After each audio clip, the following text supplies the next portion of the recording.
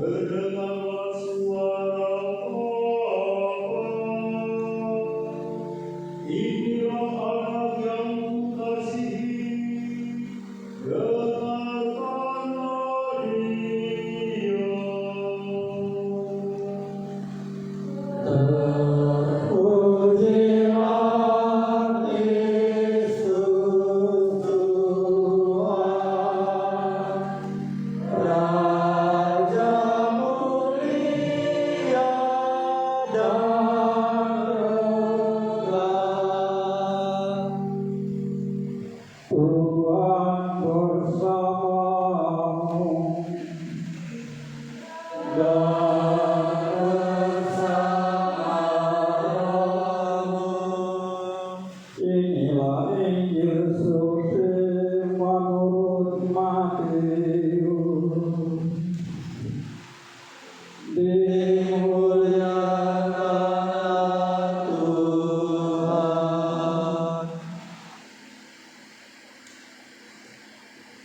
Sekali peristiwa Yesus membawa Petrus, Yakobus dan Yohanes saudaranya yang naik ke sebuah gunung yang tinggi bersama-sama mereka. Di situ mereka sendirian saja. Lalu Yesus berubah-ubah di depan mata mereka. Wajahnya bercahaya seperti matahari, dan pakaiannya menjadi putih berkilau seperti cahaya. Lalu tampaklah kepada mereka Musa dan Elia sedang berbicara dengan Yesus. Kata Petrus kepada Yesus, "Tuhan, alangkah baiknya kita berada di tempat ini. Jika Engkau mau, biarlah aku dirikan di sini juga 3 kemah, 1 untuk Engkau, 1 untuk Musa, dan 1 untuk Elia." Sementara Petrus berkata begitu, tiba-tiba turunlah awan yang terang menaungi mereka, dan dari dalam awan itu terdengar suara yang berkata, "Inilah putraku yang terkasih, kepadanya aku berkenan, dengarkanlah dia." Mendengar itu, tersungkurlah murid-murid Yesus, dan mereka sangat ketakutan. Lalu Yesus datang kepada mereka dan menyentuh mereka sambil berkata, "Berdirilah, jangan takut." Ketika mengangkat kepala, mereka tidak melihat seorang pun kecuali Yesus seorang diri. Pada waktu mereka turun dari gunung itu, Yesus berpesan kepada mereka, "Janganlah kamu ceritakan penglihatan itu kepada siapapun sebelum Putra Manusia dibangkitkan dari antara orang mati."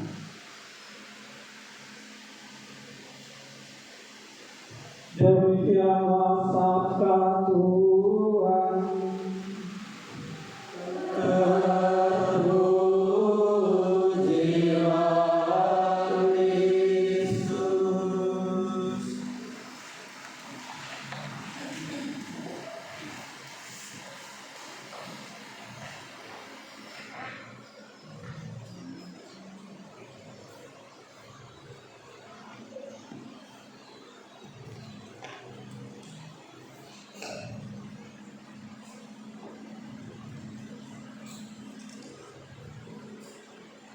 Bapak Ibu, saudara-saudari, umat beriman yang terkasih. Hari ini Yesus mengajak kita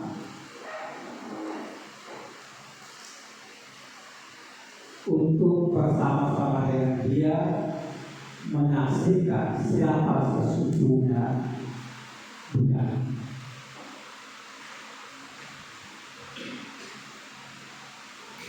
Sebagaimana dalam bacaan Injil tadi, Yesus mengajak Petrus, Yakobus, dan Yohanes pergi ke sebuah bukit yang tinggi, dan di sana Yesus menampakkan kemuliaan. Kita tadi mendengar bahwa dalam penampakan itu Musa dan Elia sedang berbicara dengan Yesus.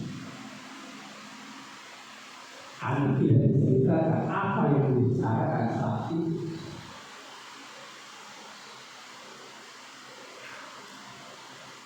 Tetapi perlu kita sadari bahwa Yesus sedang dalam perjalanan menuju Yerusalem, tempat di mana Yesus akan ditolak, tempat di mana Yesus akan ditangkap, tempat di mana Yesus akan disalibkan, tempat di mana Yesus akan menderita sengsara, wafat, dan kemudian bangkit.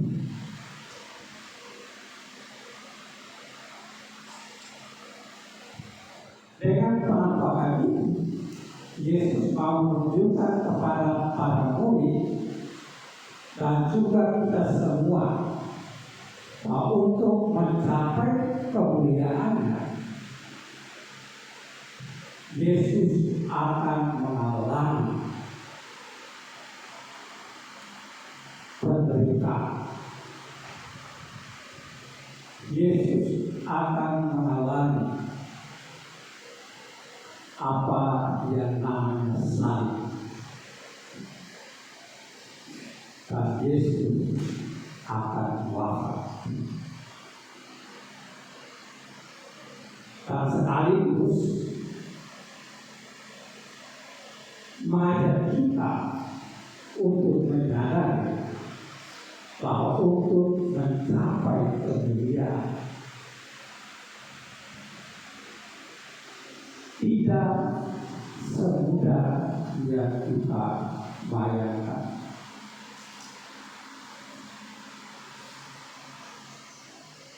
Untuk mencapai suatu keberhasilan, untuk mencapai suatu kesuksesan, tidak semudah kita membalikan telapak tangan. Ada banyak tantangan, ada banyak kesulitan, ada banyak cobaan, bahkan ada banyak penderitaan yang akan kita hadapi, yang akan kita lalui. Kita bisa bertanya kepada orang-orang yang dianggap sukses, apakah mereka sampai saja? Tidak. Apakah mereka tidak mengalami cobaan atau tantangan atau kesulitan? Tentu saja tidak. Bahkan hati mereka kadang tidak tenang memikirkan semuanya ini. Untuk mencapai suatu kesuksesan, suatu keberhasilan,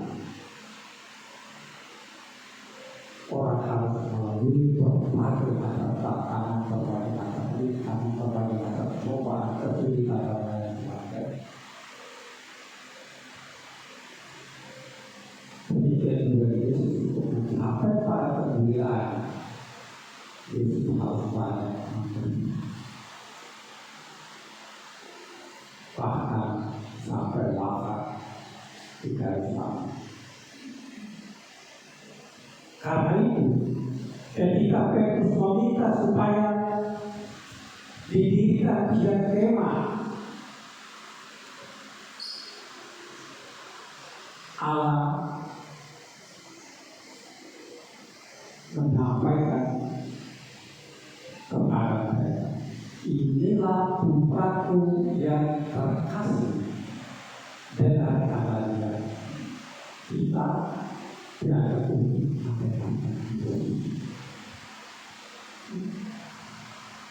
tentu saja sebagai manusia orang ini tetap pada keadaan dalam suci dan tidak mau turun dari kegembiraan, tidak mau turun dari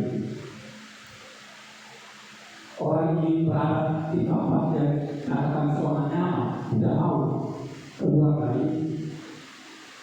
Tapi Allah mengatakan kita harus mendengarkan Yesus, dan Yesus dalam pembicaraan dengan Musa dan Elia menunjukkan kepada kita perjalanannya bukan hanya sampai di bumi Allah, tetapi harus turun menuju Yerusalem dan di sana Yesus akan ditolak oleh dua pihak. Yesus akan diangkat, diadili, akan dihukum, bahkan disalib. Tapi pada hari ketiga dia akan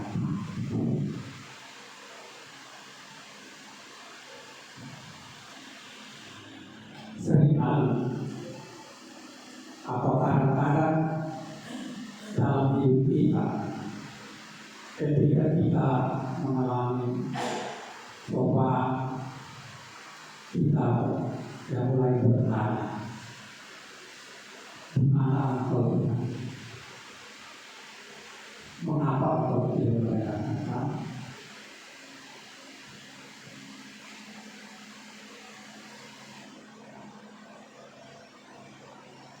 Tentu saja bukan Allah yang mendengarkan kita.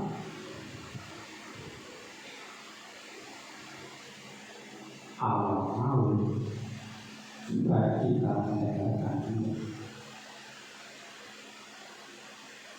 Sebagaimana itu juga yang kita dengar dalam bacaan pertama, Abraham dipanggil untuk pergi ke tanah yang dijanjikan Tuhan. Abraham tidak tahu di mana tempat itu. Tapi dengan taat Abraham pergi dengan iman yang kokoh, iman yang kuat. Kemudian Abraham menjadi bapak kaum beriman. Dia berusaha apa perkara. Tuhan dia yang hanya firman Allah disampaikan.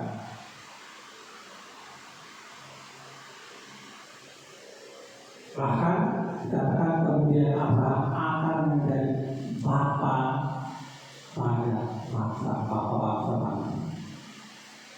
Bahkan segala keturunan akan mendapat berkat karena Abraham.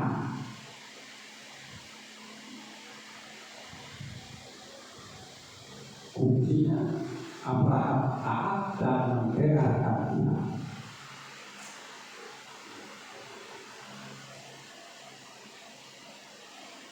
Sekarang pertanyaan itu disampaikan kepada kita oleh Allah. Inilah putraku yang terkasih, dengan Allah. Yesus ketika mengutus murid-muridnya, dia katakan, kami utus seperti domba ke tengah-tengah serigala. Itu artinya bahwa tidak ada bahaya, ada kesulitan di depan, ada tantangan, ada cobaan. Tapi Yesus tidak ada, dia memberikan kita kekuatan. Bahkan dia mengatakan, kamu harus tulus seperti merpati dan licik seperti ular. Itu artinya bahwa dalam menghadapi setiap tantangan kesulitan coba harus bisa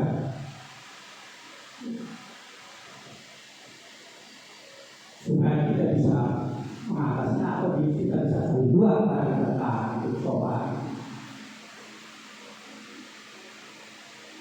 Tetapi harus baik untuk seseorang. Dan ini tidak gampang. Tapi hari ini Allah mengatakan dengarkan Yesus. Dan untuk bisa mendengarkan Yesus kita harus membaca firman-Nya.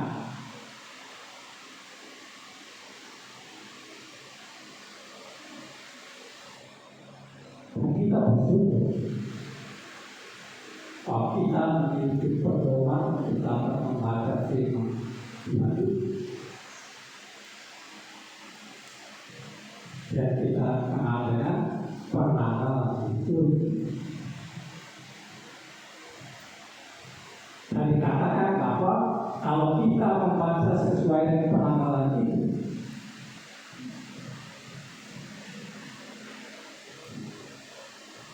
setiap tahun kita paling tidak 3-4% kita dalam membaca itu seluruh. Apakah kita punya waktu untuk itu? Apakah kita punya kesempatan untuk itu? Kalau kita tidak membacanya, bagaimana kita bisa mendengarkan apa yang Yesus katakan kepada kita? Dan ingat masa prapaskah adalah kesempatan berapa bagi kita untuk lebih mendekatkan diri pada Tuhan.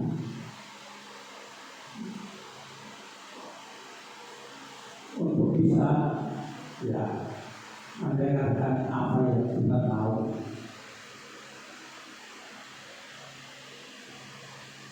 Nah itu kita juga memiliki kesempatan untuk berbagi sebagai suatu bentuk tobat dari kita semua.